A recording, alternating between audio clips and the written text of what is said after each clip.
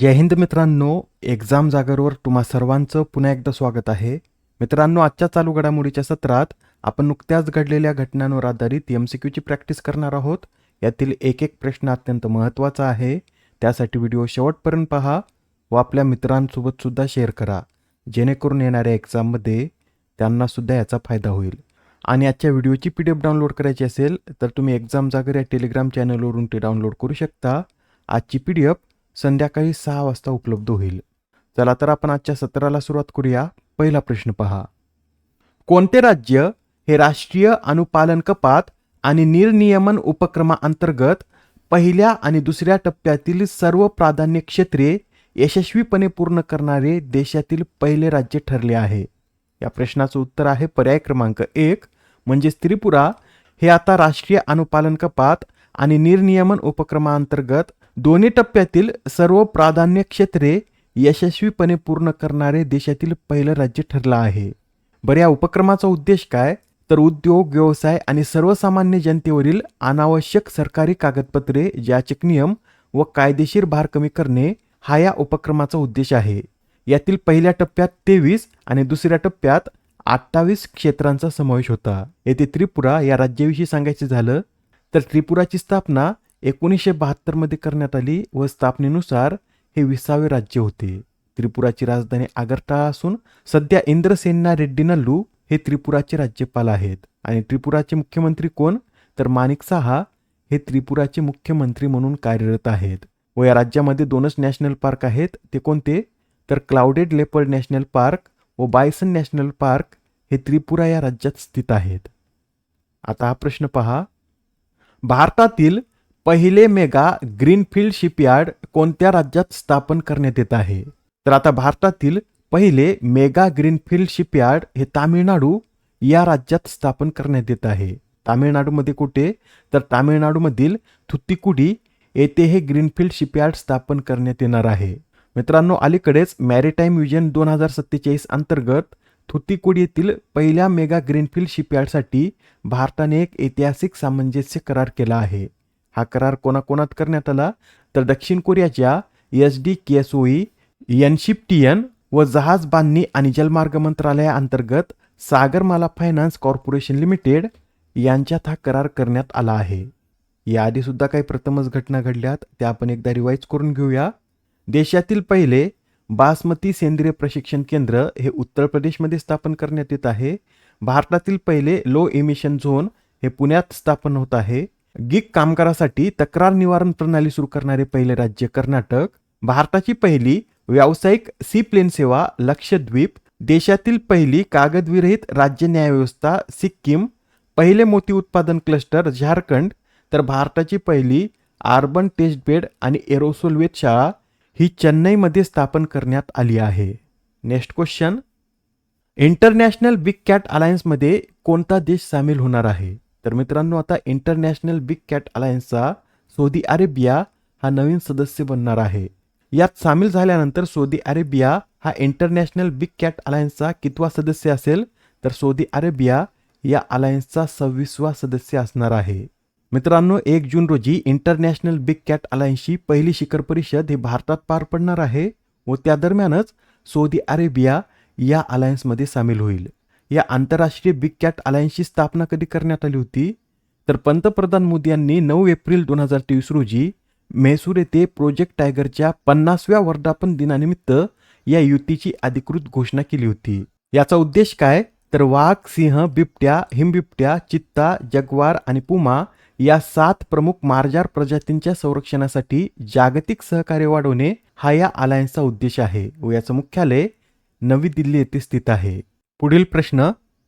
भारतीय क्रिकेटपटू Rahul Dravid European T20 premier लीगमधील कोणत्या फ्रँचायझीचे मालक बनले आहेत? तर आता राहुल द्रविड हे युरोपियन T20 प्रीमियर लीगच्या डब्लिन गार्डियन्स या फ्रँचायझीचे मालक बनले आहेत. बरं, या डब्लिन गार्डियन्सचे कर्णधार कोण असतील? तर अश्विन हे या डब्लिन गार्डियनचे कर्णधार असणार आहेत. मित्रांनो, युरोपियन T20 प्रीमियर लीग ही युरोपची पहिली ICC द्वारे मंजूर मल्टी कंट्री फ्रँचायझी T20 स्पर्धा आहे.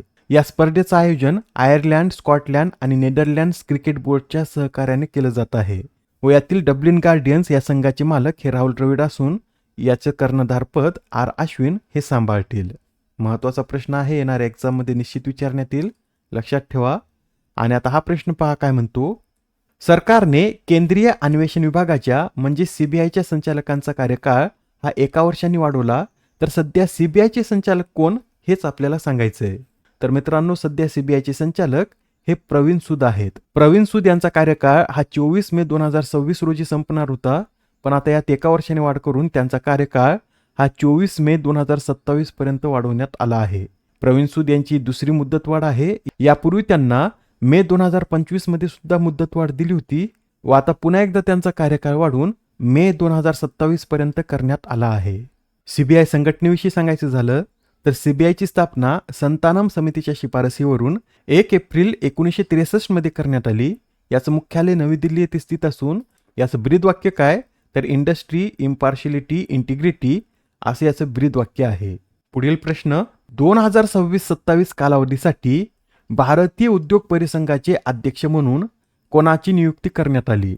तर आता 2026-27 या कालावधीसाठी भारतीय उद्योग परिसंघाचे नवीन अध्यक्ष हे आर मुकुंदन बनले आहेत.